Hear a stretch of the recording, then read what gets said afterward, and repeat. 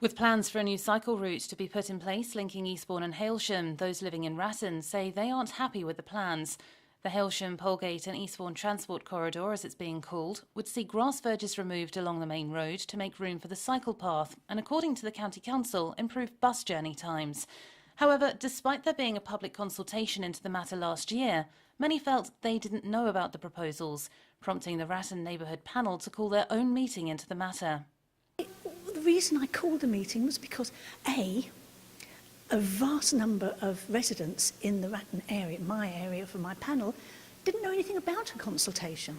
And at least I decided to call this meeting this evening to give them an opportunity, A, to find out what was proposed, because they didn't know, and B, to give them a chance to have their say, which they hadn't had before. Now, yes, there was a consultation. I heard about it from a neighbour who happened to say, did you know? He'd seen it in the local paper. But residents in the area and actually on the route had no prior knowledge of a consultation, which finished last November.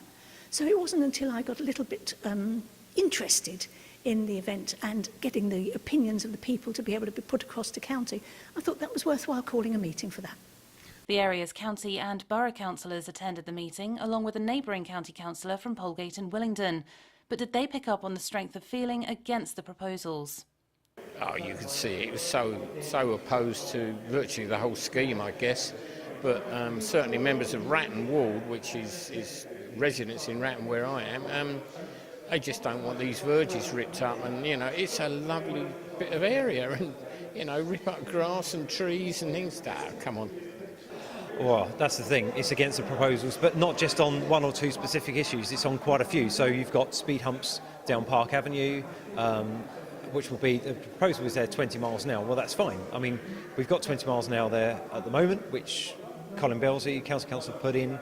The cycle route is, well, it's daft.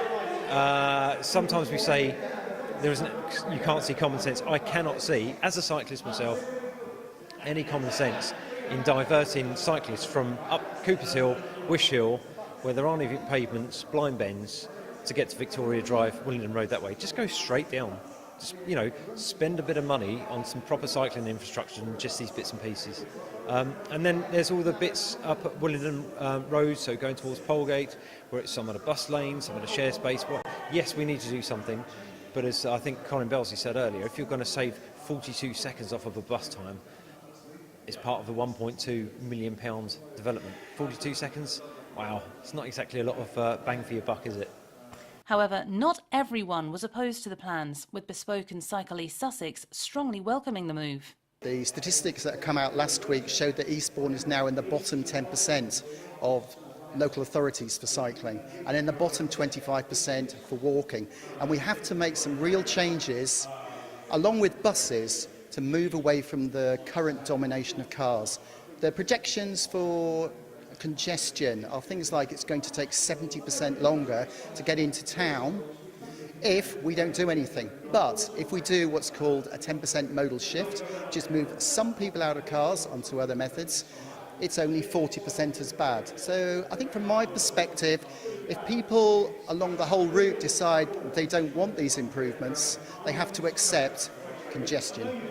So, with the public meeting highlighting their concerns direct to representatives from East Sussex County Council now complete, do organisers believe it'll make a difference? Whether they'll take any notice of our alternative ideas, I don't know. But until we had an opportunity of letting a senior officer at county know how we felt, they would be unaware. When I consulted them about the response they'd had to their survey, they told me they'd had 400 responses. Now, if you consider the consultation was from Polegate through to Eastbourne Seafront and only 400 responses, I thought that was pretty poor. And I've got over 100 people, maybe 200 people here this evening, likely to give a very different response to the ones that they had previously. And just what will Ratton Borough and County Councillor Colin Belsey now do, having heard the strength of feeling among his voting constituency? I think I can rustle up enough opposition where, well, I hope so, where it can't go forward. It will be a total. There must be other things they can spend this money on.